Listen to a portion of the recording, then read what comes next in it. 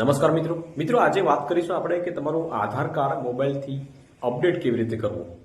જી હા મિત્રો, આધાર card update કરવું જરૂરી છે. જો તમારું આધાર કાર્ડ બહુ જૂનું હોય, મતલબ કે 2012-13-14નું હોય અને એમાં તમે કોઈ પણ સુધારા વધારા ન કર્યા હોય તો તમારું આધાર કાર્ડ અત્યારે અપડેટ કરવું જરૂરી છે. અને અત્યારે અપડેટ કરવા માટે તમારે એક પણ રૂપિયા આપવાનો નથી, તમે ફ્રીમાં અપડેટ કરી શકો છો. પરંતુ એની તારીખ એક વખત વહી જશે ત્યારે તમારે પર અપડેટ 100 રૂપિયા 50 રૂપિયા તમારે આપવાના રહેશે. તો આજે મોબાઈલથી આધાર કાર્ડ અપડેટ કેવી રીતે કરવું એના વિશે વિગતવાર વાત કરીશું. તો વિડીયોને લાસ્ટ સુધી જોતા રહેજો. તો ચાલો શરૂ કરીએ. તો આધાર કાર્ડ અપડેટ કરવા માટે સૌપ્રથમ તમારા મોબાઈલની અંદર અથવા તો લેપટોપની અંદર કોઈ પણ બ્રાઉઝર ઓપન કરી લો.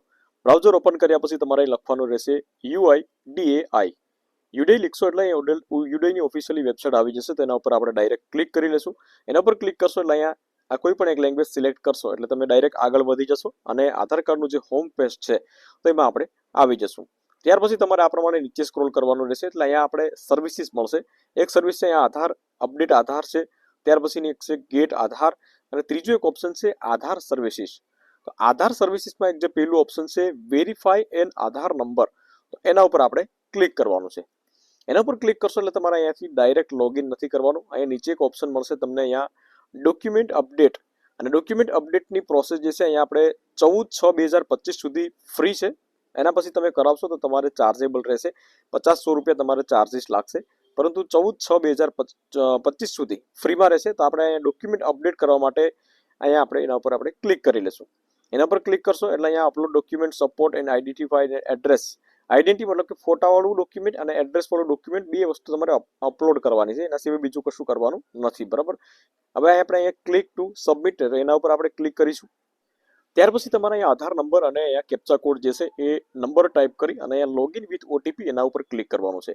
પરંતુ અહીંયા તમને એક વાત જણાવી દઉં મિત્રો કે અહીંયા આધાર કાર્ડની અંદર મોબાઈલ નંબર જો રજિસ્ટર્ડ હશે તો જ તમે અપડેટ કરી શકશો, બાકી આધાર કાર્ડ અપડેટ નહીં કરી શકો.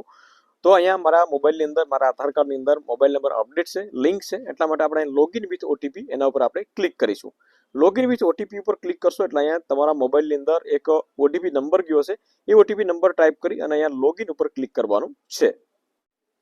તો આપણે યુડીની વેબસાઇટ ઉપર આપણે લોગિન થઈ ગયા છે અને અહીંયા તમે જોઈ શકો છો તમારું જે આધાર કાર્ડમાં ફોટો હશે તો અહીં ફોટો આવી જશે. હવે ફરીથી એક વખત આપણે અહીં ડોક્યુમેન્ટ અપડેટ જશે તો એના ઉપર આપણે અહીંથી ક્લિક કરવાનું છે.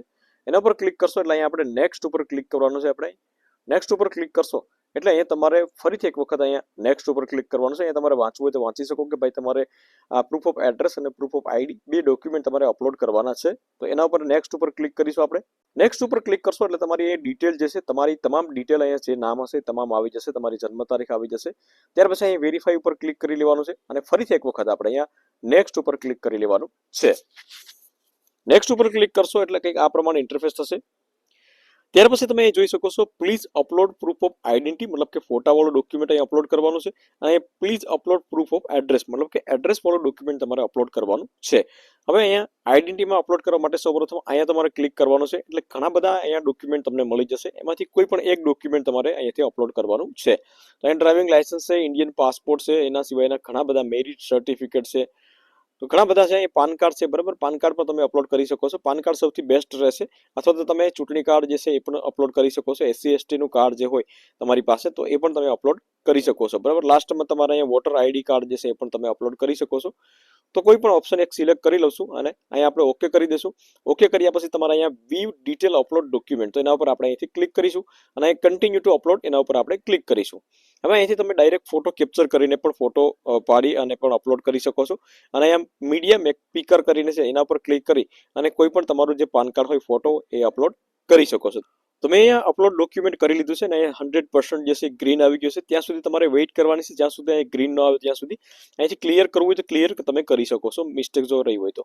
ત્યાર પછી આપણે અહીંયા એડ્રેસ વાળો કોઈ ડોક્યુમેન્ટ જે છે એ અપલોડ કરવાનું છે. તો એમાં આપણે ઘણા બધા આ ઇન્ડિયન પાસપોર્ટ છે, તો એમાં પણ લાસ્ટની અંદર તમે રાશન કાર્ડ જે છે, ત્યાર પછી SC/ST નું સર્ટિફિકેટ છે, જેમાં મતલબ કે એડ્રેસ વાળું કોઈ પણ ડોક્યુમેન્ટ હોય એ અપલોડ કરી શકો છો, બરાબર. તો આપણે અહીંયા વોટર આઈડી કાર્ડ જે છે એમાં એડ્રેસ વાળો ડોક્યુમેન્ટ હોય અથવા તો વોટર બિલ હોય, પાણીનું જે તમારે બિલ હોય 3 મહિનાથી વધારે જૂનું ન હોવું જોઈએ, તો એ પણ તમે અપલોડ કરી શકો છો. એના સિવાયના ઘણા બધા ડોક્યુમેન્ટ છે એ તમે વાંચી અને અપલોડ કરી શકો છો. તો અહીંયા વોટર આઈડી કાર્ડ જે છે એ અહીંથી અપલોડ કરાવીએ તો અહીંથી આપણે ક્લિક કરી દઈશું. અહીં ફરીથી એક વખત ઓકે કરી દઈશું અને સેમ પ્રોસેસ જે કરી હતી સેમ એજ પ્રોસેસ તમારે અહીં કરવાની તો આ પ્રમાણે મેં બંને ડોક્યુમેન્ટ અહીંયા અપલોડ કરી દીધા છે. અહીં તમે જોઈ શકો છો આ પ્રમાણે બંને ડોક્યુમેન્ટ અપલોડ કરી દીધા છે.